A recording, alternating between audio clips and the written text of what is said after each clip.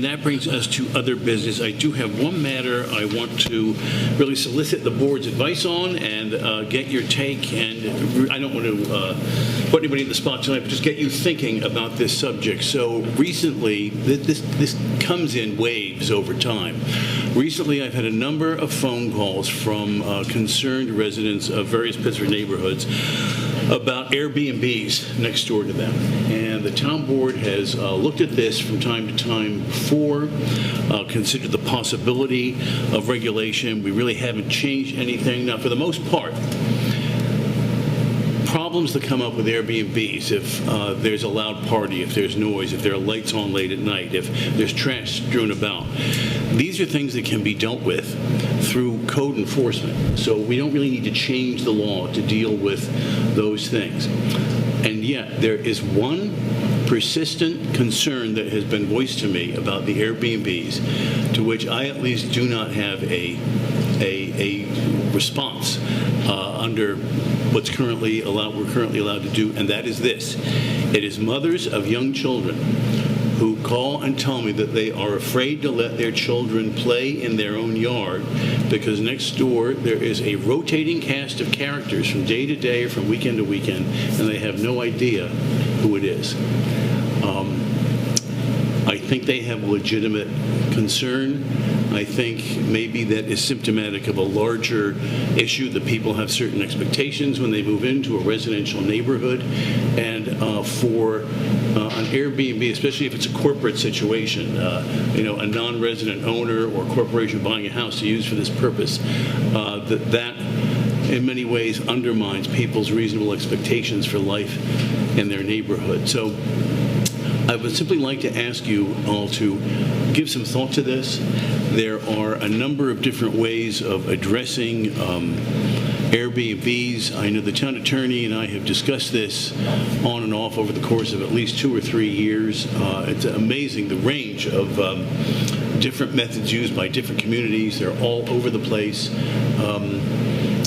One possible suggestion is that maybe we look at distance, how far one Airbnb can be from another home, or limit the number of days during the course of a year or a quarter or a 6-month period that something can be used as an Airbnb, or distinguishing between owner-occupied houses that are used for Airbnb purposes and corporate ownership or absentee ownership. But I bring this up tonight because I do think we have an obligation to think this through for some legitimate concerns that have been raised, and decide if we feel that it's appropriate to do anything, and if so what. So that'll be a discussion for one or more future board meetings, but I simply would like to ask for you to think about that as we go forward. Question. Yes. What information do we have on do we have any data on these properties? Do we know how many of them are there? We have, so the last time we looked, and it could have changed since then, we thought we had maybe between 30 and 50 Airbnbs in the town of Pittsford. You will find on various websites that give access to Airbnbs, you will find more places listed as Pittsford, but we are distinguishing between those within the municipality of Pittsford where we have authority and those that are within a Pittsford mailing address. And to clarify, do we know the difference between, are they owner-occupied versus corporate, like whole house, like a... Yeah, the ones that people have complained to Town Hall about the most are those that are not owner-occupied. It doesn't seem to be much of an issue where the neighbor lives in the house and there's a part of the house that they can, let out a room for a weekend or something like that. And again, where there are what I will call behavioral problems, trash, noise, light, late at night, our code can take care of that. But these other issues that I mentioned, I think these are legitimate concerns being voiced by people, and we at least have an obligation to think it through. Is there a way to find out if these are long-term rentals, short-term rentals? Oh, we're not talking about long-term rentals. Just short-term. These are just Airbnbs. Airbnb type Okay. situations. And though, yes, and then one thing I want to emphasize, as important in life as the things you want to do or want to get, or the things you want to not do and to not get. And just so there is no ambiguity about this, what I'm not proposing is that we do anything that would prevent people, for example, snowbirds who go to Florida for the winter, from letting their house out for the 6 months or however many months they're going to be away because they don't want it to be unoccupied. Similarly, the various big events like the PGA events and things like that, people rent their houses out for maybe a few weeks at a time. I don't think it's appropriate to put any restriction on that. Those rentals last for the duration of the golf tournaments, and then that's it, and things are back to normal. That is not what I'm proposing that we look at.